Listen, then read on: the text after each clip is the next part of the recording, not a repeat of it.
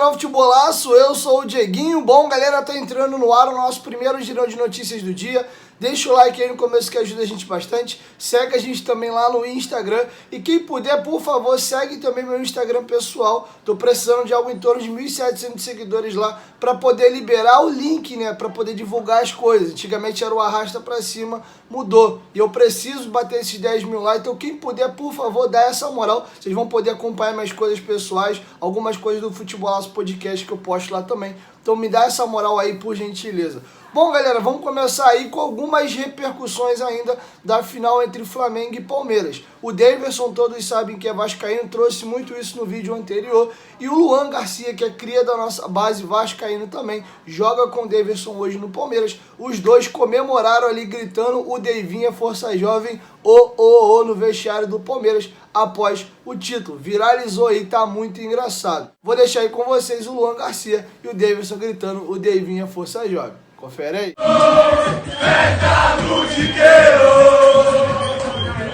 O Deivinha Força Jovem, o Deivinha Força Jovem,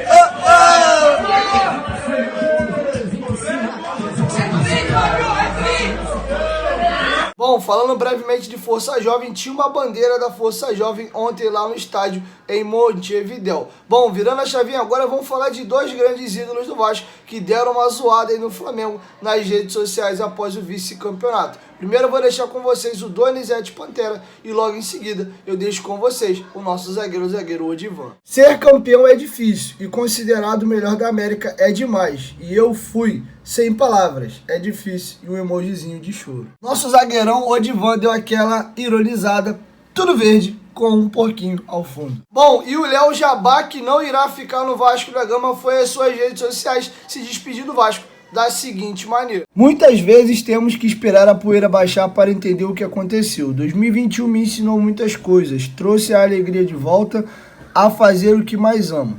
Esse prazer de jogar novamente se deve ao Vasco da Gama e todos os profissionais que fazem o clube no dia a dia. Instituição que sempre admirei através da minha família e hoje sem dúvidas está marcada nas minhas lembranças. Serei hipócrita dizer que foi uma ótima passagem. Queria mais, queria o acesso, queria fazer a torcida feliz e marcar meu nome na história desse gigante. Eu agradeço de coração a todos que participaram desse momento tão importante para mim e espero poder retribuir todo o carinho que senti. O Vasco é gigante e logo estará no seu devido lugar. Bom, uma pena, né? O Léo Jabá foi um jogador que teve um começo muito promissor, estava entrando no gosto da torcida do Vasco, mas depois caiu de uma maneira absurda. Teve um jogo que foi emblemático, a estreia do Lisca, aquele 4-1 no Guarani, ele jogou demais. Mas infelizmente o jogador depois caiu bastante de rendimento e saiu, digamos, até pela porta dos fundos. Vamos falar agora do CEO do Vasco, Luiz Melo, que teve reunião essa semana, tanto com a Carol Pfeiffer como com a Camila Farani. Ele deu um depoimento aos companheiros do jornal O Globo Online, comentando como é que foram essas reuniões com essas duas grandes empresárias. Eu vou deixar aí com vocês. Tivemos a honra de recebê-las, tanto Carol quanto Camila. São duas pessoas que estão buscando soluções para o Vasco. Explicamos o que estamos desempenhando na parte operacional e financeira, e elas se mostraram dispostas a auxiliar o processo, cada uma dentro da sua especialidade. O Vasco dá sempre abertura para aqueles que trazem oportunidades para o clube. Estamos sempre abertos para discutir opções que sejam o melhor para o Vasco. Bom, galera, vamos falar brevemente de Germancano. Hoje pode ser a última partida de Germancano com a camisa do Vasco. O Vasco tem uma dívida com o jogador na casa aí, 3 milhões de reais, e eu já vou trazer um pouco mais de informações. Inclusive o nome dele foi especulado ao Cruzeiro e o Vanderlei Luxemburgo vai dar um depoimento sobre essa situação. Antes, rapidinho, tá começando a nossa nova campanha do sorteio de 6 camisas do Vascão em parceria com a 1xBet. Você que quiser participar do sorteio, é só clicar aqui no primeiro comentário fixado do vídeo, se cadastrar no site da 1xBet e fazer um pequeno depósito de R$25 e mandar pro e-mail do canal. Tá aqui na descrição do vídeo para você não copiar errado. futebolaco2019@gmail.com. Além de participar do sorteio, você pode ganhar uma grana muito boa. O Campeonato Brasileiro Série B encerra hoje, você pode fazer suas apostas esportivas. O Brasileirão Série A tá acontecendo também e tem as ligas europeias aí pegando fogo. Faz o seu depósito, manda um comprovante pra gente aqui que você participa desse sorteio. Vem pra 1xBet. A 1xBet é parceira do canal Futebolaço. O link tá aqui no primeiro comentário fixado. Bom, o Germancano tem uma dívida com o Vasco, algo em torno aí de 3 milhões de reais. O Vasco vai ter uma reunião com o seu empresário na semana que vem, que tá entrando agora, para poder definir a questão da dívida. Definindo, eles vão ver se seguem ou não seguem, até porque o Vasco gostaria que ele fizesse uma redução salarial. O jogador está muito valorizado no mercado, teve 6 sondagens já de equipes de Série A, e aí vamos ver se as partes conseguem chegar a um acordo ou não. Então hoje, contra o Londrina, pode ser o último jogo do Germancano com a camisa do Vasco. E foi especulado o nome do jogador lá no Cruzeiro. E o Vanderlei Luxemburgo deu um depoimento para os companheiros da rádio Itatiaia, desmentindo que não tem nenhum interesse no jogador. As pessoas especulam sem perguntar. Não tem convite meu, não conversei, não é um jogador que está nos nossos planos. As pessoas falam muita coisa sem informação. Tem muita coisa de empresários que colocam o nome de jogador no meio do caminho. A gente respeita o Cano, eu trabalhei com ele, mas não é o pensamento nosso, garantiu Vanderlei Luxemburgo em entrevista exclusiva à Rádio Itatiaia. Bom, galera, para finalizar, vou deixar com vocês o Penidaço em entrevista que ele cedeu a mim lá no canal Futebolaço Podcast. Ele vai comentar sobre a arbitragem no futebol brasileiro. Ele diz que a arbitragem tem uma má vontade explícita contra o Vasco. Vai trazer um fato marcante que aconteceu aí no ano de 2015 e depois também ele vai comentar sobre a situação do VAR, que para ele deu uma bela de uma complicada no futebol brasileiro. Não pela tecnologia, mas sim pelo uso. Então tá muito interessante. Você que ainda não é inscrito no Futebolaço Podcast ou quiser assistir essa entrevista completa que tá muito bacana, você aproveita e já se inscreve lá e ativa o sininho das notificações. Já tem entrevista com o Big João, tem entrevista lá também com o MCG7 e tá vindo uma galera de peso aí. Confere o que disse Luiz Penido sobre a arbitragem contra o Vasco e o VAR de uma maneira geral. Que a arbitragem vive um momento tão ruim, mas tão ruim, que fica até chato você falar que meu time perdeu porque o juiz isso, porque o juiz aquilo, aquilo outro. Só que você pega, tem times que não têm tido problema com a arbitragem. Epa, aí já, que negócio é esse? Só erra para um lado?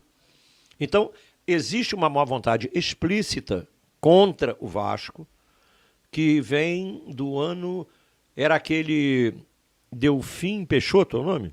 Que era presidente da Federação Catarinense, da Chapecoense, Deus o tenha, se é que ele pode ter ido para lá. Ele era presidente da Federação Catarinense e ele perdeu a vida naquele acidente da Chape. Ele estava no avião e perdeu a vida ali. Esse cara, ele disse, quando ele era dirigente, o Vasco vai cair. Pô, estava na sexta rodada do Campeonato Brasileiro. Estranho, né? Quinta rodada, o Vasco vai cair. O Vasco estava em sexto lugar no campeonato. Falou, o Vasco vai cair, não sei o quê, os árbitros têm que tomar conta, o Botafogo é outro time que faz crítica à arbitragem, esses times têm que ser olhados e que não sei o quê. Mas o Vasco, esse eu não tenho dúvida, vai cair. Pô, o cara falou isso, vai profetizar aí, por que ele não profetizou que o avião dele ia cair também? O cara é adivinho, na quinta, sexta rodada, o Vasco está em sexto lugar no campeonato, ele diz que vai cair, e caiu. E caiu no apito. Então eu não sei o que acontece. Não sei se ele tinha uma informação privilegiada, se ele tinha visão, se ele era o pai de santo lá, eu sei lá o que é. Como é que esses caras chegam a essas conclusões? E quando o cara fala isso e não se confirma, é um a mais que falou besteira e tal, pronto, acabou.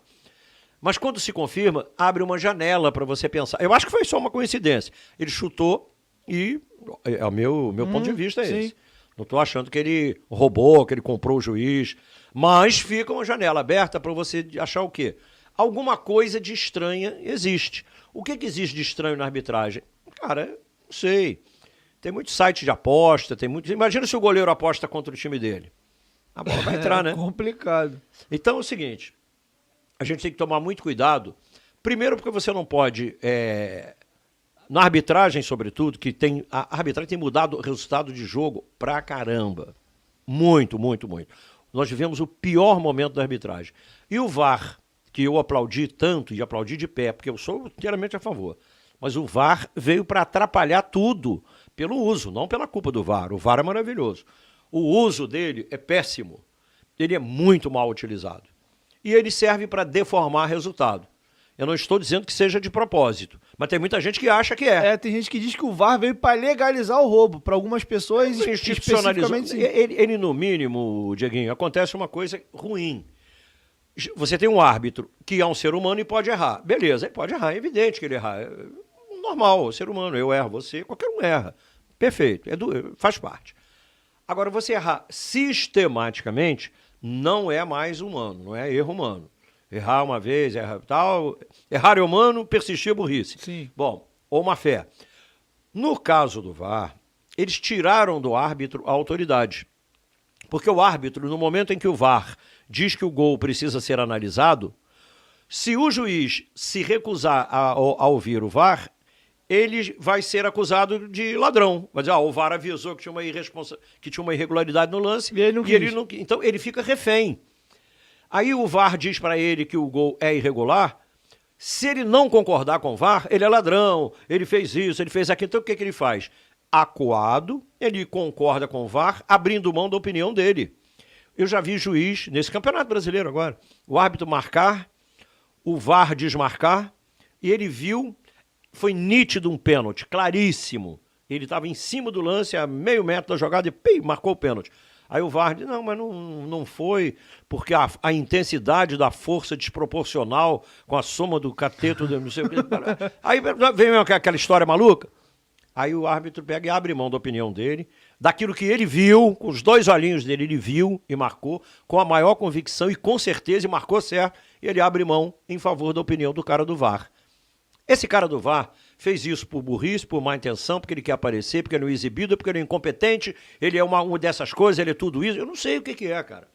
Eu sei que o VAR está deformando o resultado de jogos e fazendo o coito interrompido. Você grita, bom, vibra, não valeu não, desvibra. Não foi não. Aí volta o ar e diz, gol, valeu o gol. Eu como narrador, sabe o que eu fiz? Eu adotei o seguinte sistema. O cara vai e entra, né, tá com a bola lá, pegou o cano, chutou, guardou o gol. Aí eu narro o gol todo, do início até o fim. Aí o cara do VAR, ele bota lá a mão no ouvido e fica assim pros... Aí os jogadores cercando de um time, cobrando do outro, cobrando, e ele... E eu vou narrando. Porque eu não sei do que... Aquilo ali é igual bunda de neném, tu não sabe o que vai aparecer daqui, a que horas vem, né? Aí de repente ele... Aí ele vai lá assistir. Um negócio que ele já viu, mas ele vai assistir. Aí ele vai, reassiste, aponta para o meio campo, é gol. Se eu tiver parado de narrar e ele aponta para o meio campo, eu não tenho gol narrado. É verdade. Então é o seguinte, eu adotei que eu vou narrar o gol. Foi gol, eu vou narrar. Se ele anular, é problema dele. E aí, galera, gostaram da resenha? Se inscreve lá e aí deixa aqui embaixo nos comentários também a sua opinião sobre o que disse o Penidaço. É isso, galera. Vou encerrando minha participação por aqui e logo mais eu volto com mais informações, beleza? 1, 2, 3, futebolaço. Tamo junto, família. Qualquer momento de volta mais, tamo junto. Valeu, fui!